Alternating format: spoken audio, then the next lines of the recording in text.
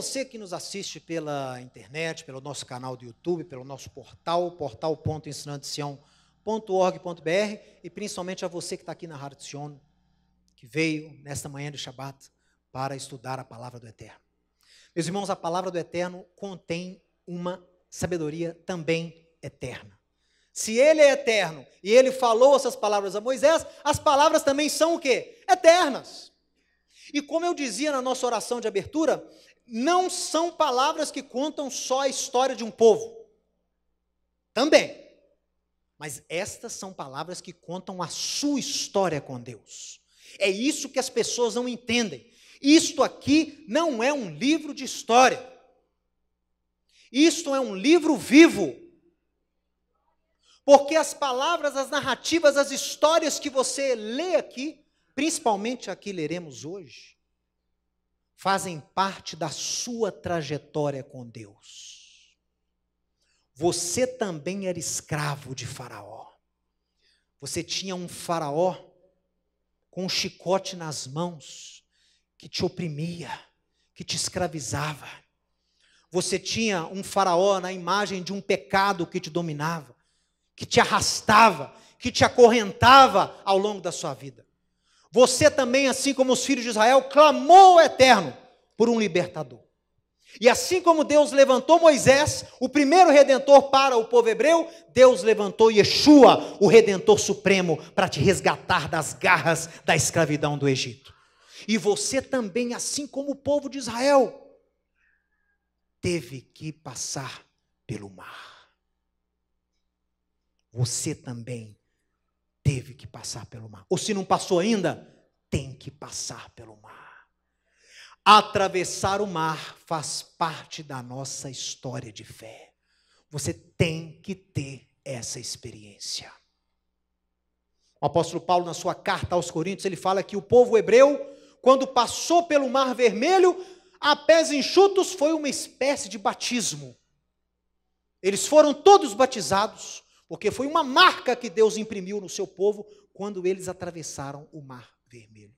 Por isso que o título deste estudo, onde nós iremos estudar a paraxá correspondente da travessia do mar, chama-se Atravesse o Mar. Diga para o seu vizinho, atravesse o mar. Não, dê a ordem para ele. Atravesse o mar.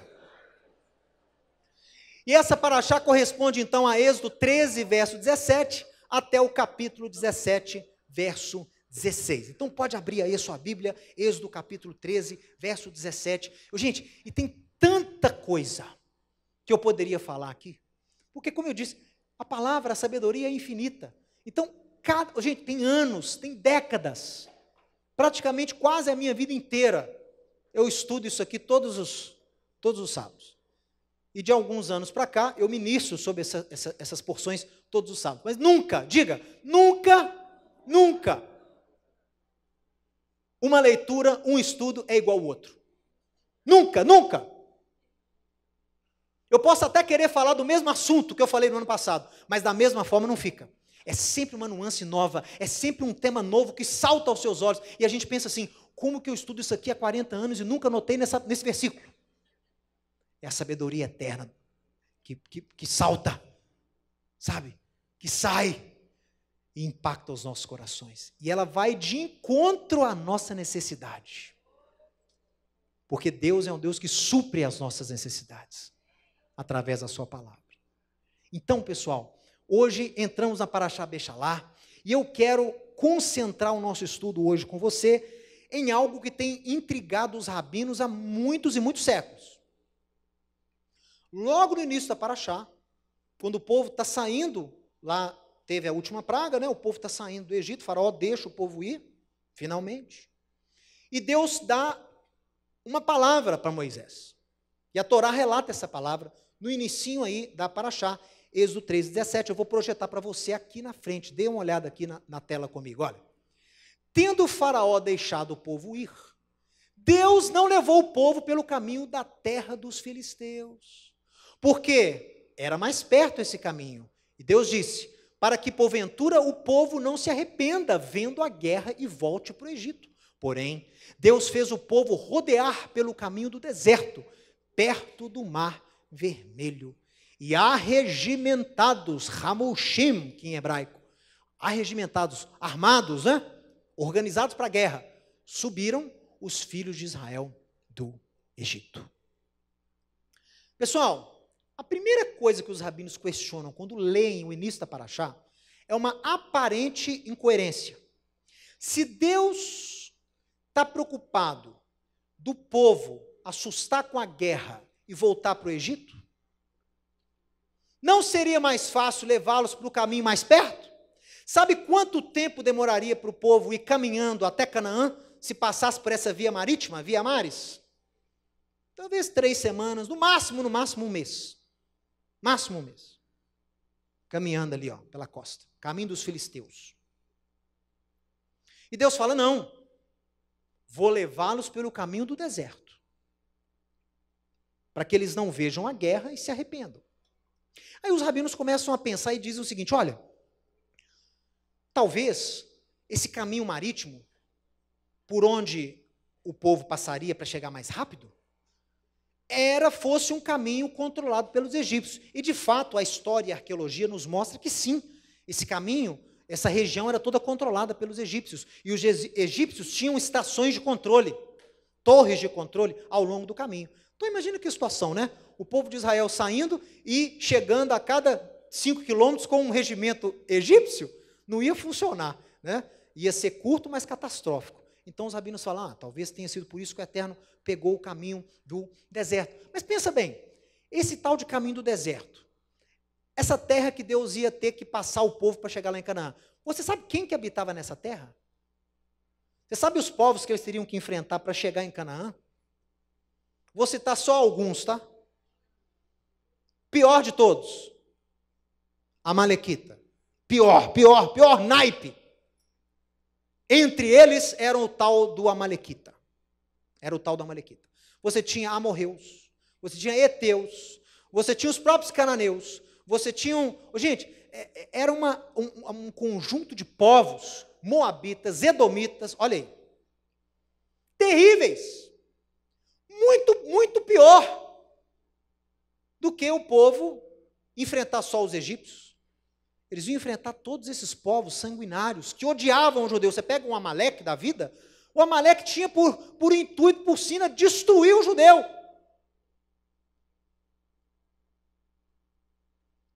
Então, por que Deus escolhe levar o povo pelo caminho do deserto? Se a intenção de Deus era livrar o povo da guerra repentina, por que então que o povo sai, o quê? Arregimentado? O povo que sai regimentado sai para a guerra. Vocês estão entendendo? Há uma aparente incoerência.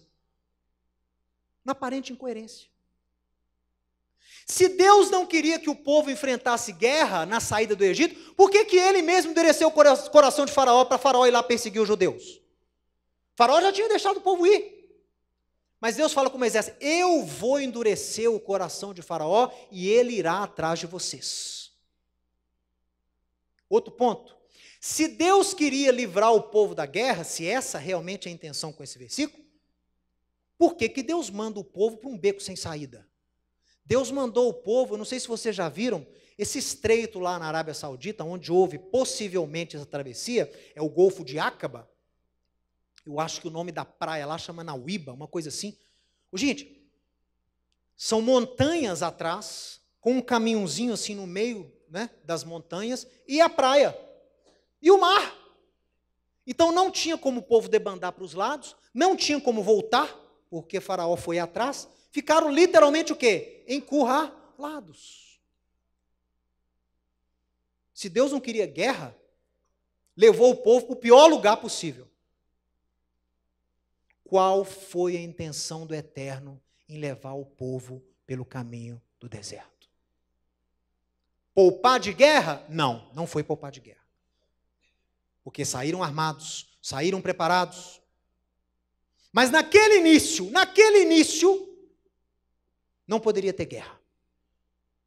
Naquele início, Deus se manifestaria ao mundo inteiro. E ele fala com Moisés, né? A minha glória será vista em Faraó. Eu vou usar Faraó para trazer glória ao meu nome. Que coisa impressionante. Vamos analisar aqui então essa passagem. Olha, apesar dessa afirmação que você lê logo no início da paraxá, o caminho do deserto foi bem mais desafiador e difícil para os filhos de Israel. Apesar do intuito inicial ter sido poupar os filhos de Israel da guerra inicial, eles saem do Egito arregimentados, Hamushim. Hamushim vem de Hamesh. Hamesh é 5 em hebraico. São os pelotões de 50. Eles saíram de 50 em 50, divididos em pelotões de 50. Né? Agrupamentos de 50 pessoas. Organizados militarmente para a guerra. Por que então o Eterno escolheu o caminho do deserto? Eu vou explicar para você. Olha aqui.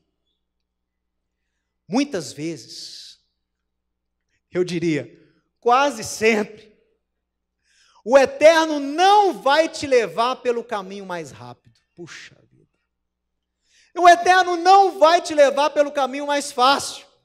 O Eterno não vai te levar pelo caminho mais tranquilo, rumo aos seus sonhos, projetos e objetivos. É difícil falar um glória a Deus aí. Mas você vai falar. Diga Baruch Hashem. Porque Ele é o nosso Deus que sabe o que é melhor para nós.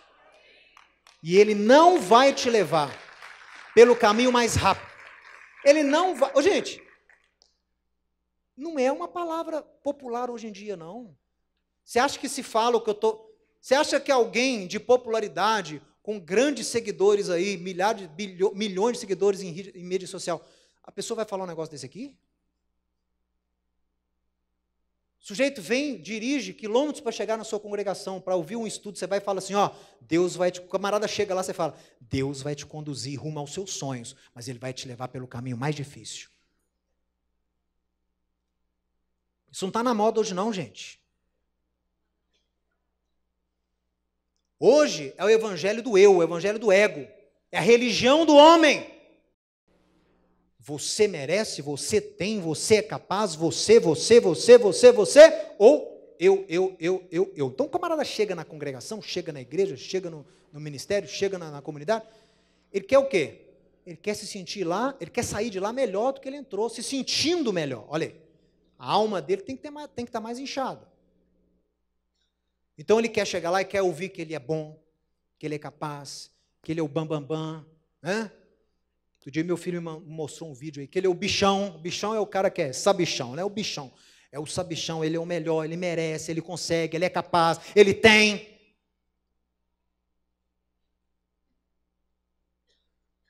Mas isso não é a verdade. Porque quando o camarada sai daquela igreja, quando o camarada sai daquele espetáculo, ele vai se deparar com o mundo real. E o mundo real não é assim. No mundo real você vê pessoas lutando, você vê pessoas batalhando, você vê pessoas guerreando o dia inteiro, dia após dia. Eu vejo muitas lutas, eu vejo muitas guerras, mas eu vejo a vitória de Deus nesses que guerreiam em seu nome. Não ficam abandonados, não ficam sozinhos.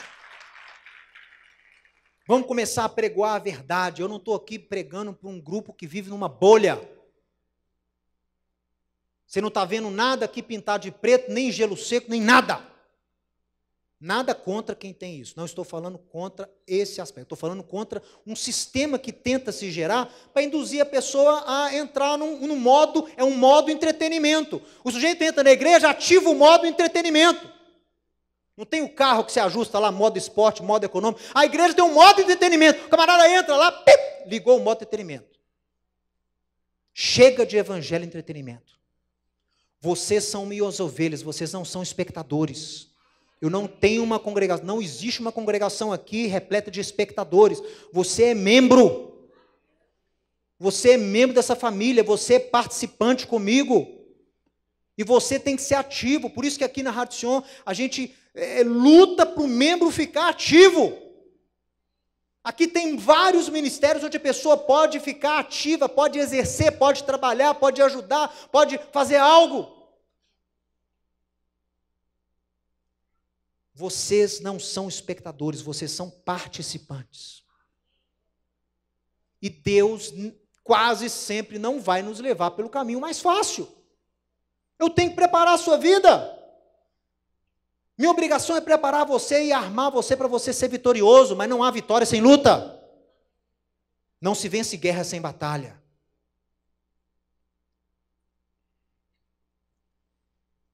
Por isso.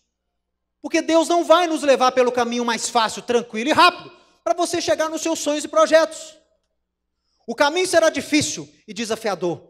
Muitas vezes você vai ter medo, você vai ficar inseguro e vai se sentir atacado de todos os lados. É ou não é? Você sabe a que você pode aplicar isso aqui?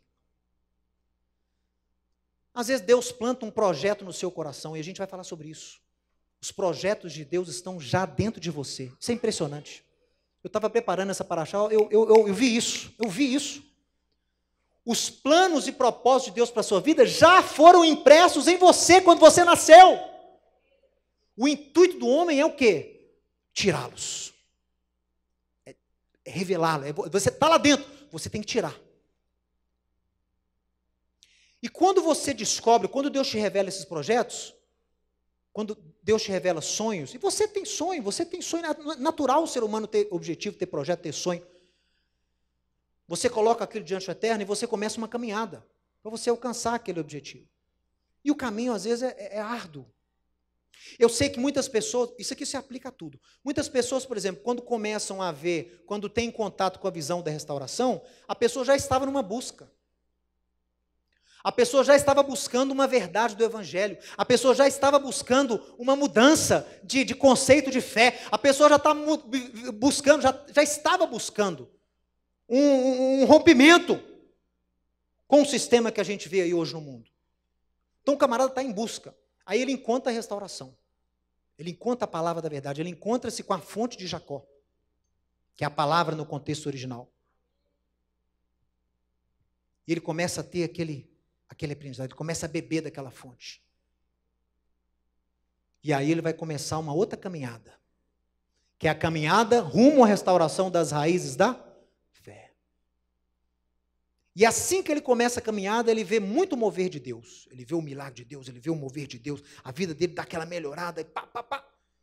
Mas rapidinho, o que começa a acontecer na vida dele?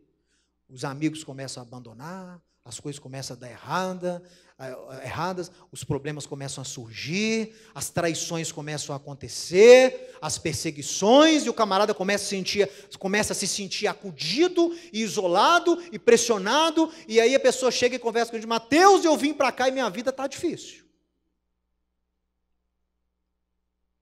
Mas você achou que o caminho ia ser fácil? O caminho que conduz ao engano, o caminho que conduz à mentira é largo, plano.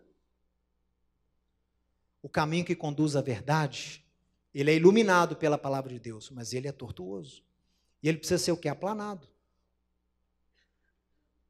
Largo é o caminho que conduz à perdição. Estreito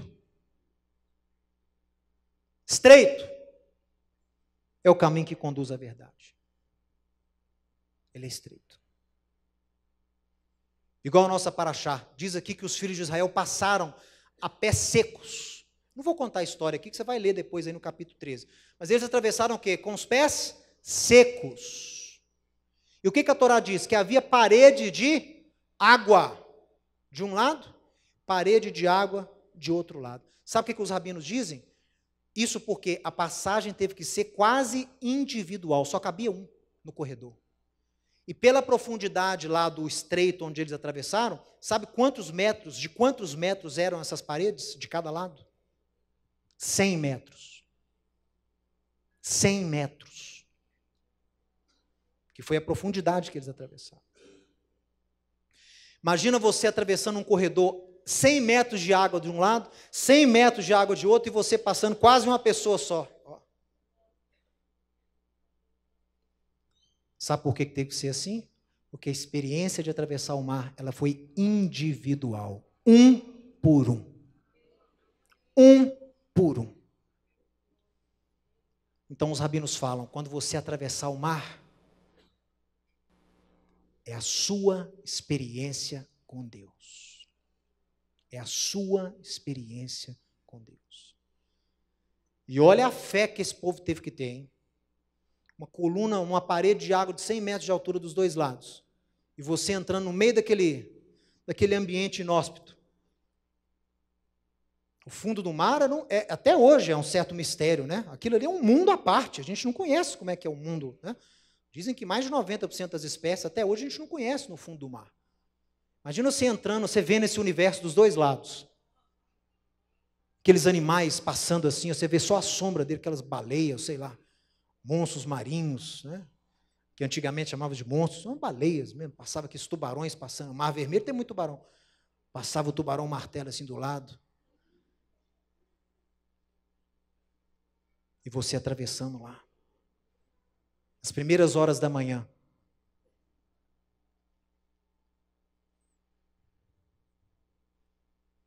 vão lá, mas fica tranquilo, caminha assim mesmo.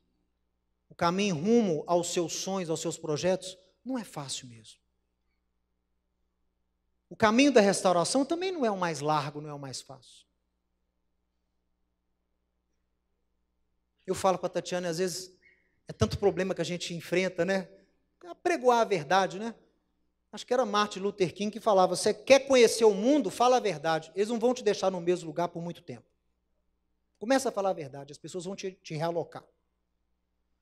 Eu falava com ela, falei, Tatiane, como que às vezes eu tenho aquele pensamento, gente, né? Eu às vezes me vejo falando igual os filhos de Israel lá, mas o Egito era tão bom, era tão tranquilo. Não estou falando em relação a pecado, estou falando em relação ao quê? A como que eu me imagino se a minha vida tivesse sido outra. Ele falou, Tatiane, podia ser um líder de uma igreja tradicional, né? Eu gostava tanto dos tradicionais, tão assim regrados, tão concentrados, né? Tão sóbrios, né? Aquela vida assim tão tranquila, tão planejada, tudo é planejado, não sai nada do controle. O pastor já faz no início do ano os sermões de todos os domingos, o Rocha Francisco. Que maravilha, você planeja, faz ali, tranquilo, né? Ia ter minha vida ali, tal, tranquilo. Mas Deus me jogou no pior ministério eclesiástico que pode existir, que é o tal do judaísmo messiânico. É o mar. Eu estou atravessando o mar. Não acha que é fácil estar à frente de um trabalho desse, não, meu irmão. É pancada de todos os lados. Você acha que a gente sofre ataque só do lado do cristianismo? É lado do cristianismo, é lado judaico, é lado islâmico, é lado... Eu estou cercado. E às vezes bate um sentimento assim, puxa vida. Não tem para onde olhar, é parede de água dos dois lados. Você só tem um lugar para olhar, para onde? Eu sei onde eu tenho que seguir, e eu sei quem está comigo. A nuvem está lá me guiando, ó.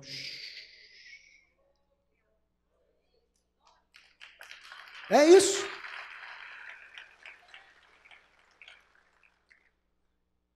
E o sustento tem que vir dele. Mas o sujeito estudou, o sujeito formou, o sujeito foi morar em Israel. Não. O sustento vem dele. Maná é dele. Sem o maná não dá para atravessar, não. Vamos adiantar aqui. Os rabinos na Mechiltá, a Mechiltá é uma coletânea de comentários sobre o livro de Êxodo. Gente, os rabinos são fora de série. Eles, para algumas coisas, são muito bons. Eles lidam com esse texto há milhares de anos. Eles disseram o seguinte, olha, na resposta que Moisés deu ao povo, lá em Êxodo, no capítulo 14, verso 13 e 14, que ele fala assim, né, o povo ficou com medo, o exército do faraó chegou, eles estavam encurralados ali, aí Moisés falou assim, não temais, aquietai-vos e vede o livramento de Adonai que hoje vos fará, porque os egípcios que hoje vedes, nunca mais os tornareis a ver, o Senhor pelejará por vós e vós vos calareis. Os rabinos falam, olha, essa resposta de Moisés foi para dar resposta às diferentes atitudes que os judeus tiveram quando chegaram lá à beira do mar e viram o exército do faraó chegando. O povo se dividiu em opiniões. Você acha que o judeu difere em opinião? Qual que você acha que é o nosso esporte nacional lá em Israel? O judeu é bom em quê? Vamos ver. Futebol? Não. Voleibol? Não. O que mais? Sabe qual que é o nosso esporte nacional? Discutir. É o que nós mais gostamos de fazer, discutir. Nós gostamos de conversar, de discutir, de trocar ideia, de debater, isso é que a gente gosta de fazer. Então você imagina, nosso povo ali, aproximadamente, dizem os historiadores, 3 milhões de judeus ali. Aliás, talvez um pouco menos, porque foi uma multidão de gente com judeu, né? Então devia ter egípcio, cananita, jebusita, sei lá. E aí estávamos lá. Aí veio o faraó, o mar de um lado, faraó com os seus carros do outro lado.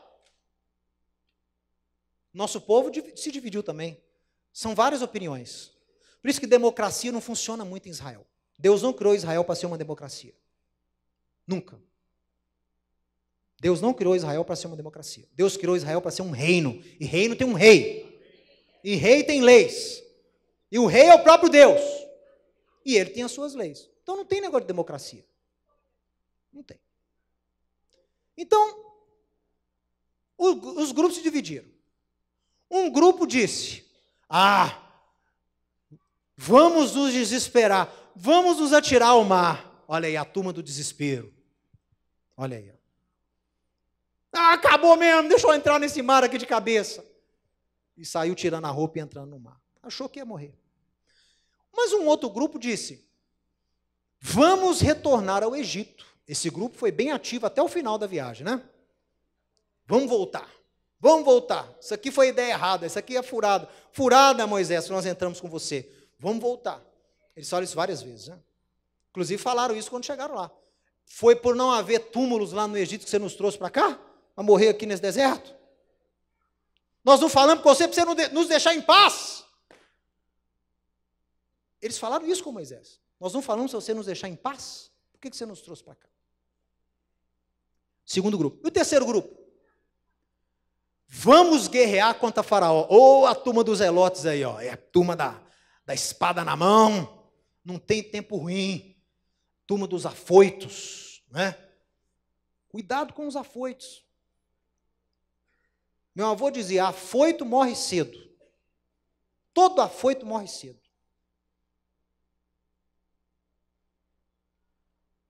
Quem morre afogado é só quem sabe nadar. Sabia disso?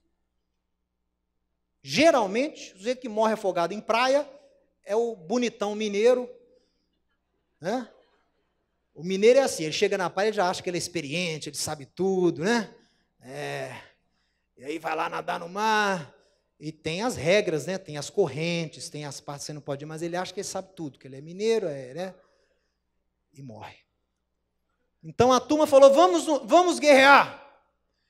E outros que disseram, vamos orar, é a turma do paz e amor. Não, para que pegar a espada? Vamos só orar. Vamos só orar. Por causa dessa diferenciação aqui, Moisés deu a resposta dele lá em Números 14, em Êxodo 14. Olha aqui, o que Moisés disse? Isso inspirou a resposta que Moisés deu para o povo em Êxodo 14, 13. O que ele falou? Não temais, aquietai-vos e vede o livramento do Senhor que hoje vos fará. Para quem que ele falou essa primeira frase? Para os primeiros, para os primeiros, para a turma do vamos nos jogar o mar, a turma dos desesperados. A turma dos desesperados, Moisés deu a palavra forte, que está em amarelo aqui, ó. Aquietem-se e vejam o livramento que Deus nos dará hoje. Mandou o povo aquietar os desesperados. E a turma do vamos voltar para o Egito, o que ele falou? Mas os egípcios que vocês hoje estão vendo, nunca mais tornarão a ver. Olha aí, ó. Não adianta querer voltar, você não vai ver mais egípcios. Esses que estão aqui, você não vai ver mais. E a turma do vamos guerrear contra Faraó? Não, turma. Hoje, o Eterno pelejará por nós. Olha. E a turma do vamos só orar? Calem-se e marchem. Não é hora de orar. É hora de marchar. Tem hora de orar. Tem hora para guerrear? Tem hora de fugir? Tem. Até Yeshua teve que fugir, Paulo teve que fugir. Nossos caminhos estão nas mãos de Deus, então há tempo para tudo. Então Moisés falou, não, é a hora de orar, é a hora de marchar. Diga aos filhos de Israel apenas que marche. E lá foi o povo. Ah, pessoal. Mas olha como é diferente, né? Nesse início, o povo não teve que fazer nada. Você não concorda comigo? O que eles fizeram? Nada. Só andaram. Então, no início da paraxá, olha aqui comigo. No início da paraxá, Deus atuou milagrosamente e lutou a guerra pelos israelitas. Ninguém pegou numa espada para derrotar o exército do faraó. O poder de Deus foi evidente e o povo apenas teve que marchar rumo ao outro lado. Porém, já no final da paraxá, no capítulo 17, vemos um silêncio da parte de Deus. Na batalha contra Amaleque, os filhos de Israel enfrentam corajosamente o inimigo. Eles não murmuraram, não temeram, não se amedrontaram. Eles enfrentaram Amaleque e o Eterno os deu a vitória. Olha que interessante. Na primeira provação, o povo morreu de medo. E Deus atuou por eles, né? Deus os fez atravessar a pés enxutos. No final da paraxá, no capítulo 17, o povo enfrenta quem? Quem que chega lá para destruir o povo de Israel? Amaleque, nosso pior inimigo. Pior. E esse é sanguinário mesmo. Sabe o que Amaleque fazia? Amaleque atacava só a retaguarda. Ele pegava as crianças, os doentes, os velhos. Ele era terrível, Amaleque. E na batalha contra Amaleque, o que acontece? Deus não atua como atuou na travessia, pessoal. Deus não foi lá e pelejou por eles. Deus não falou nada. Mas nós vemos no povo de Israel uma coragem. Eles pegam as espadas. Eles confiam em Moisés como o seu mediador. Eles confiam na liderança militar de Yehoshua, Josué. E eles partem para a batalha. Moisés subiu ao monte com Arão e Ur, e os dois ficaram lá, e Moisés ficou abençoando o povo. Colocou uma pedra para Moisés sentar, e os dois começaram a segurar a mão do Moisés, por quê? Ele começou a abençoar o povo lá com as mãos, de cima do monte. Aí a mão ficava cansada, ele abaixava, aí os israelitas perdiam, começavam a perder a guerra. Aí levantava a mão, os israelitas ganhavam. Aí foi Ur e Arão e seguraram as mãos de Moisés e o povo obteve a vitória. Diferente do início da paraxá. Deus atuou no povo, sim ou não? Claro que sim. Quem deu a vitória aos israelitas foi Deus. Olha a bênção de Moisés lá. Mas quem que teve que pegar na espada e descer o vale para guerrear com Amaleque? O israelita. Formas diferentes de se atravessar o caminho. Fases de um mesmo caminho. Fases. Na sua trajetória você vai ter épocas, momentos, tribulações onde o Eterno vai pelejar por você. Você não vai ter que fazer nada. Deus vai cuidar do inimigo para você. Já passou por isso? Quem já passou por isso aí? Eu já passei por isso várias vezes. Ah, fulano se levantou contra você, gravou vídeo na internet, foi para a televisão.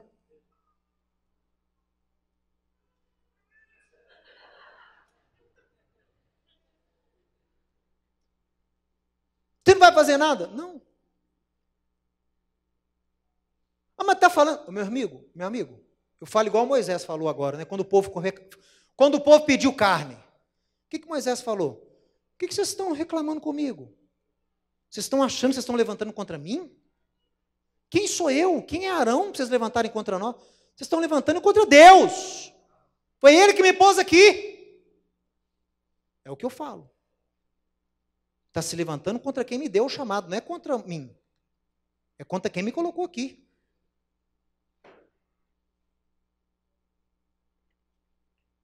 Às vezes Deus luta por nós, mas às vezes o quê? Às vezes você tem que pegar a sua espada, descer o vale e enfrentar o inimigo de frente, na força de Deus, não na sua. A gente passa por ambos os casos, né? Eu também já passei por ocasiões onde eu senti que se eu ficasse parado não ia dar. Eu senti que a estratégia do Eterno era outra. Então eu pensei, agora é hora de pegar a espada. Agora é hora de pegar a espada. E peguei a espada. E lutei o combate em nome de Deus. E às vezes dá até vontade de falar igual Davi, né? Davi via o Golias lá embaixo, no vale de Elá, e lá ele falava, afrontava o Deus vivo, né? E Davi viu aquele negócio lá e falou, quem é esse incircunciso para afrontar as tropas do Deus vivo? Às vezes dá vontade, baixa um espírito de Davi, você fica, aí vou pegar uma na testa. E quer saber? Deus coloca os inimigos nas suas mãos. Todos os que se levantaram contra esse trabalho, não é contra mim não, estou falando contra o trabalho. Todos.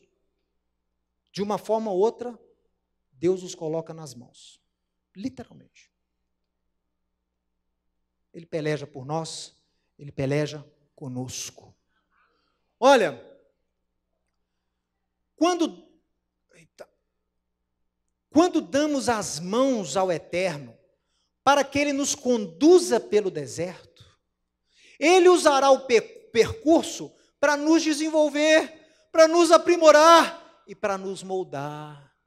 Ele nos ensinará a confiar nele de várias formas. A caminhada nos aproximará a Deus como nunca, e a cada vitória o nome dele será glorificado. Essa é a intenção do caminho tortuoso, essa é a intenção do deserto. Mas você tem que dar a mão para Deus, dê a mão, Ele vai te guiando. E a cada tribulação que você vencer, o nome dele será glorificado. É por isso que você passa pelo deserto. Por isso que os vencedores lutam.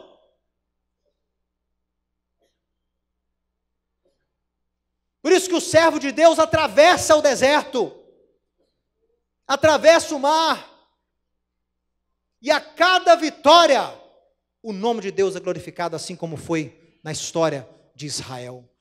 De início, Deus vai lutar por você com sinais e maravilhas, igual fez com os judeus. Vai derrotar o inimigo por você. Mas quando você aprende a confiar no seu poder, o Eterno vai te capacitar para que você continue a caminhada com a espada desembainhada para enfrentar qualquer problema.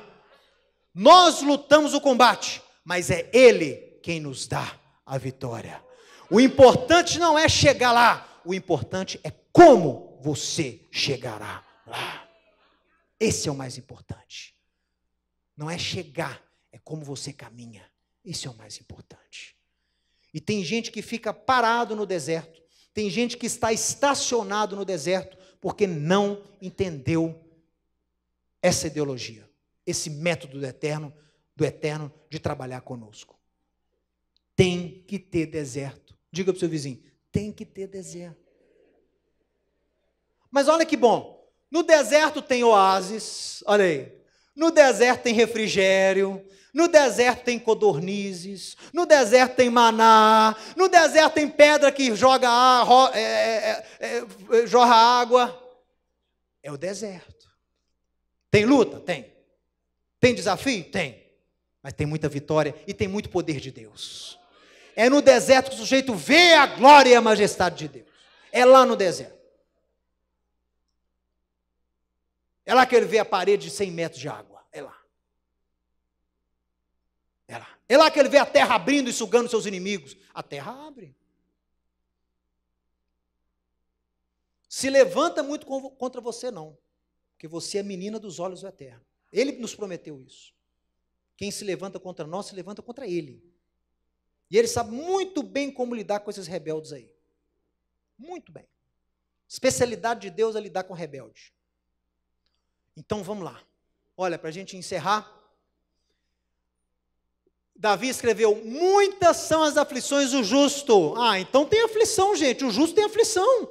Mas o quê? O Eterno de todas o livra. Ah, pessoal. Esse é o nosso Deus. Esse é o nosso Deus. Não tema a aflição. Você não tem que temer o deserto, a aflição, o desafio, as lutas. Você tem que temer é não ter para onde ir. Se você não está andando, se você não está andando para lugar nenhum, se você não tem sonho, não tem projeto, não descobriu o projeto de Deus para você, aí você tem que temer. Essa é uma situação que necessita de muito cuidado. Enfrentar problema não é o problema. O problema é você não ter para onde ir. Você está parado. Você está estagnado. Você está decepcionado, você está magoado. Você passou a achar que você não tem mais valor no reino de Deus. Você passou a achar que você não tem mais ministério. Você passou a achar, você abriu mão do seu plano, do seu sonho. Está parado. Yeshua disse: no mundo vocês vão passar por aflições, mas fiquem animados. Eu venci o mundo. Se o nosso Redentor venceu, e ele disse que coisas maiores do que as que ele fez faríamos em seu nome, então creia, você pode vencer o mundo, atravessar o mar, atravessar o deserto e chegar na terra de Canaã. Você pode. Nele, você pode.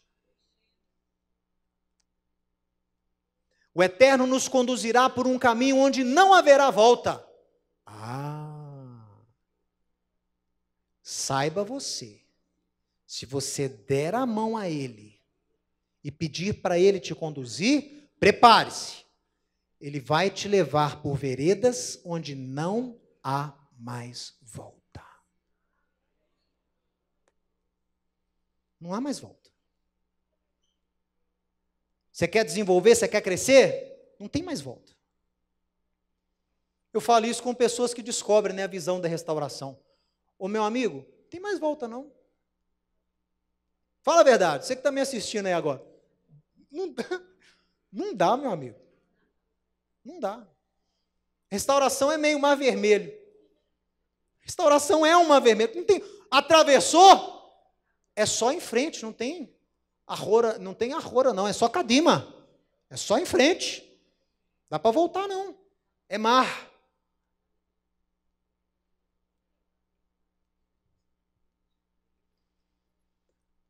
Deus vai te conduzir por caminhos que não vai haver volta. Esses momentos são importantes, pois eles nos ensinam a confiar no poder de Deus. Quando chegamos à beira do mar e não há como olhar para trás, não há plano B. O meu amigo, quando chega no momento que não há plano B, aí você vê quem é o indivíduo.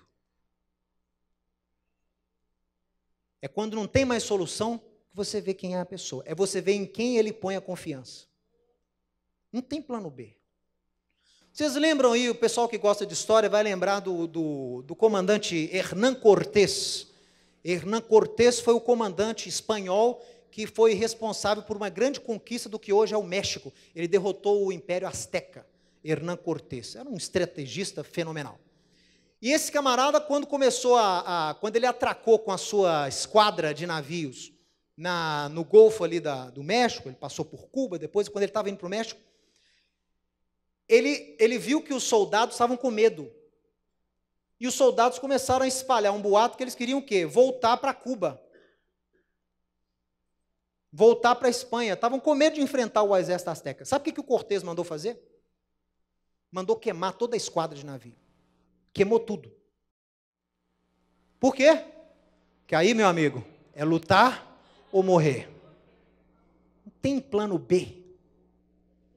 Tem hora que Deus vai te colocar num momento como esse. Não tem plano B. O navio foi queimado. Júlio César queimou a ponte. Né? A ponte foi queimada. Não tem como voltar.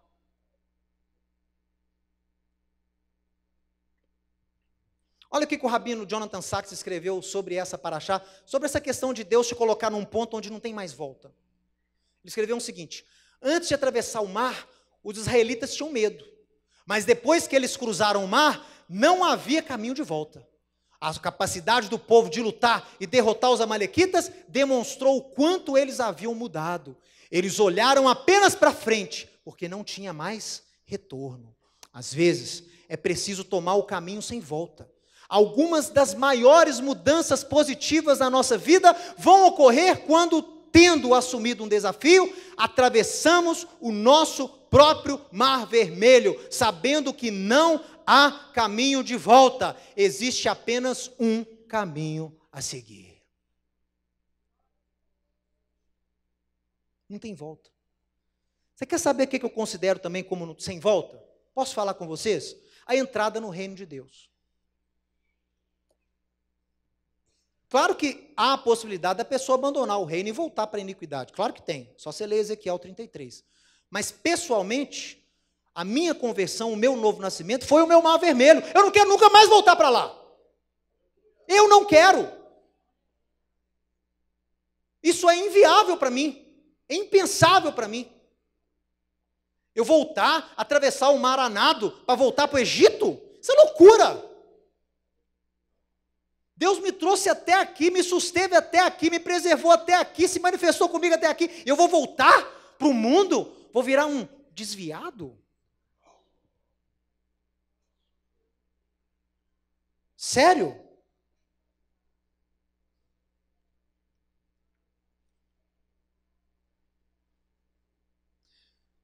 Meu amigo, minha amiga, tenha sonhos.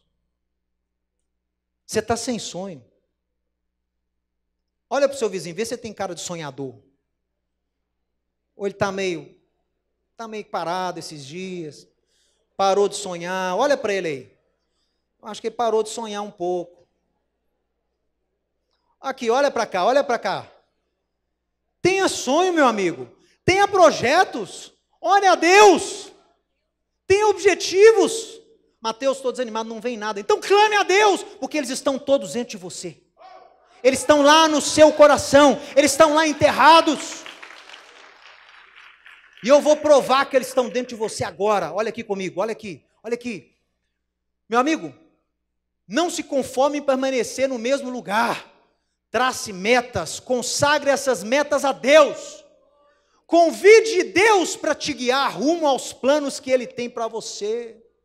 Mas prepare-se, pois o maior desejo de Deus não é só fazer você chegar lá. Ele vai te conduzir pela mão para que todos os eventos do seu percurso possam glorificar o seu nome. Olha aí.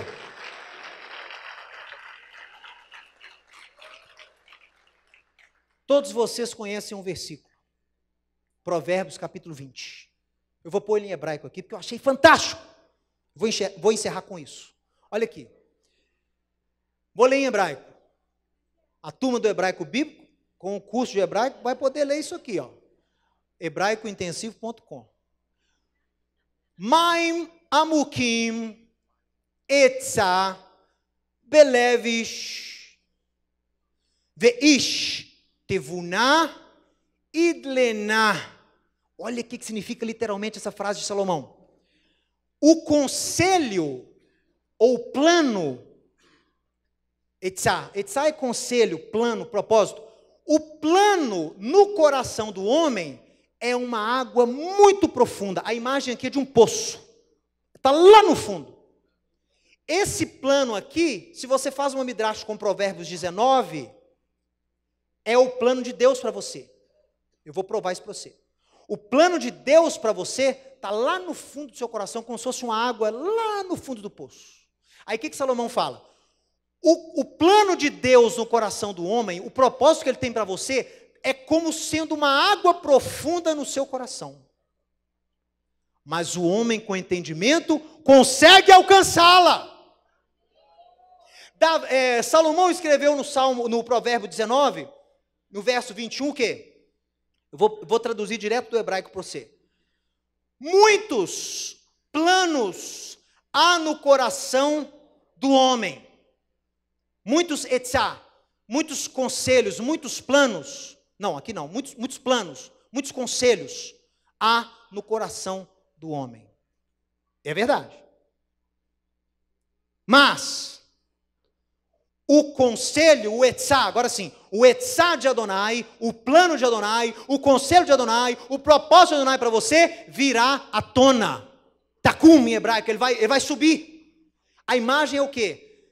Existem muitos planos no seu coração. Está cheio de projetos no seu coração.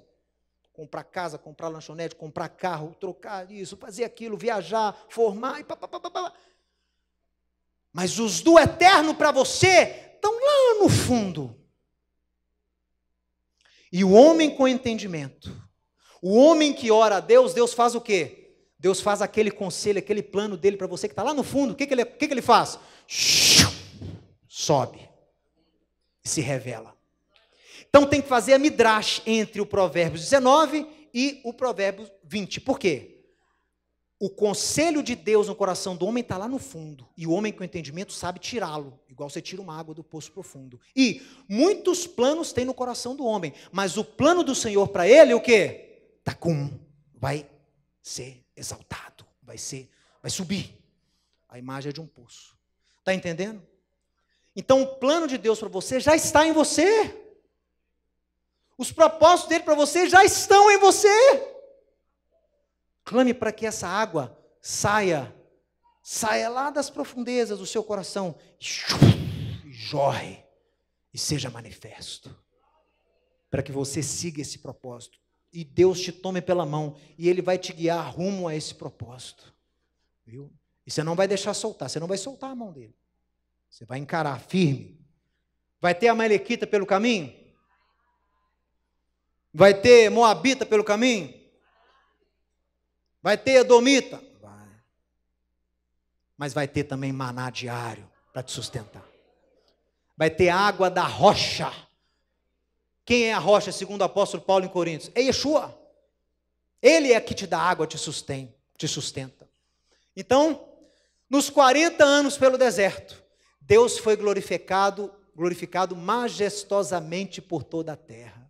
Meu irmão, minha irmã, deixe que o seu deserto pessoal, ao invés de ficar amaldiçoando o seu deserto, deixa que o seu deserto pessoal, a sua caminhada rumo aos sonhos e projetos que Ele tem para você, traga glória e honra ao santo nome de Deus. Atravesse o mar e não olhe para trás, porque Deus é quem te guia. Restauração já, em nome de Yeshua, atravessaremos. Amém e amém. Se você gostou e foi abençoado com esse estudo, inscreva-se em nosso canal do YouTube. Considere também ser um mantenedor do trabalho do Ensinando de Sião no Brasil, Israel e no mundo. Doações e contribuições podem ser feitas através do link na descrição desse vídeo. Um grande abraço e shalom, shalom.